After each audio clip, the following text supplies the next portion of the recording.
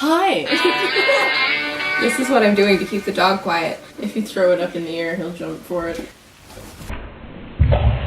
Yeah, good job. Hi, I'm here with Kelela today. We did a video over on her channel where we tasted some beers and that might explain it. Yeah, that's probably explains why we look and are distracted the way we are. This popped up on my Facebook the other day, and since both of us are from Manitoba, I thought this would be cool for us to talk about. It's groovy photos of Winnipeg in the 1960s and 70s, which neither of us were around for. No. And full disclosure, I was only born in Winnipeg, so I do not have the same kind of knowledge she does because she grew up there. We're just gonna talk about Manitoba a little, because I think that will be fun and I like Manitoba.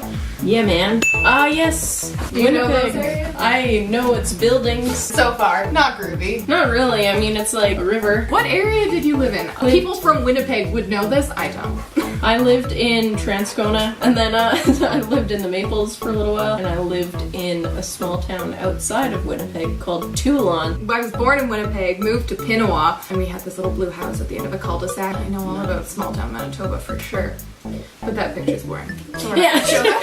Oh, I recognize that green roof. This one is Portage in Maine. I don't even know Winnipeg that well, and I know Portage in Maine. I think it's supposed to be like the windiest intersection in the universe or something. Really? It's supposed to be the most something intersection, and I think it's windy. Either that or busy. These photos are not groovy so far. The demolition of City Hall in 1962. Yeah, I totally remember that. We could Photoshop Miley Cyrus onto the wrecking ball to spice it up a little. Ooh, and then the next photo is what they built City Hall to look like. Ah, that is a very groovy sign that says City Hall. See, this photo is cool. Yeah, that is kind of groovy. I like the car on the side of the road. Perth's. Why do I know that? That used to be a store, didn't it? Perth's Perth. In 1966, the city's population was 257,005.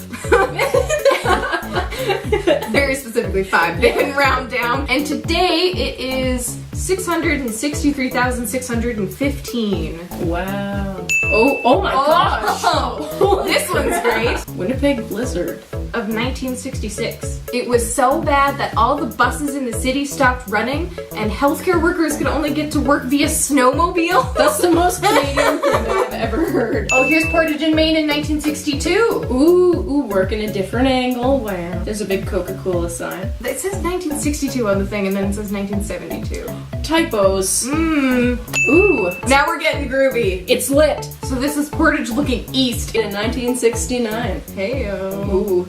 I'm distracted by that joke. Now we go to the Winnipeg National Airport. Oh, that's kind of groovy. There's like flowers and like... And you can tell that it's like from the 70s. Yeah. In 1928, the Winnipeg Flying Club opened an airfield just outside of the city. The occasion was a big deal in the province, and it was marked by a 2-day ceremony and a speech delivered by the Alberta Premier in a crowd of 7,000 people. Wow. Why the hell was the Alberta Premier there to introduce the airspace? It never occurred to me that Alberta was a different province. Yeah, what?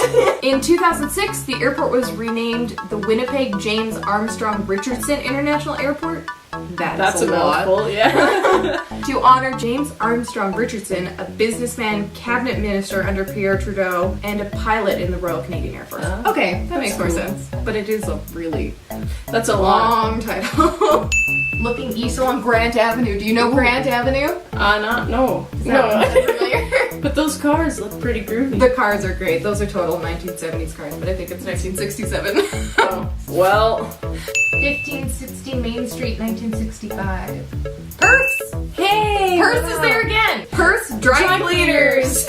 Today there are 17 Perth locations in Winnipeg, and they employ up to 90 people. Here's another one of Portage Ave, because that's the most freaking notable one. The 1960s in Winnipeg was a great time for music. Bands and artists like Neil Young, Bachman Turner Overdrive, and the Guess Who all came out of Winnipeg in this era. So this is Christmas time in Winnipeg, and it inspired the poem It's Winnipeg and Christmas. In Winnipeg at Christmas. The poem begins, in Winnipeg at Christmas there's lots and lots of snow, very crisp and clean, and hard, and glittering like a Christmas card everywhere you go. That's horrible. Yeah, crisp and clean and hard. Ooh, oh, Eaton's. It looks crisp, clean, In 1905, Eaton's opened its first store in the prairies. Throughout its long history, Eaton's made a huge impact on the lives of so many Manitobans, continuing to pay the wages of its employees at war and employing 3,000 people until it closed in 1998. Man, I remember it closing. My mom and my grandmother caring about that, and I was like, This distinctive art piece found in the Winnipeg James Armstrong Richard International Airport. For half a century, the art piece showcased the glamorous feel of flying and the modern, colorful vibe of the 1950s and 60s. if that's what flying felt like, I would never fly again. Right? I apologize for my appearance. I just woke up. I downloaded the video, and there's no ending. I'm so sad!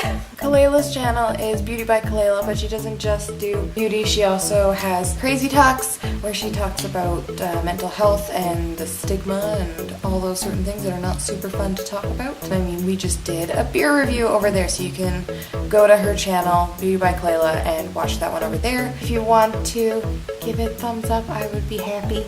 If you want to subscribe, I would also be happy. Lillian would also be happy.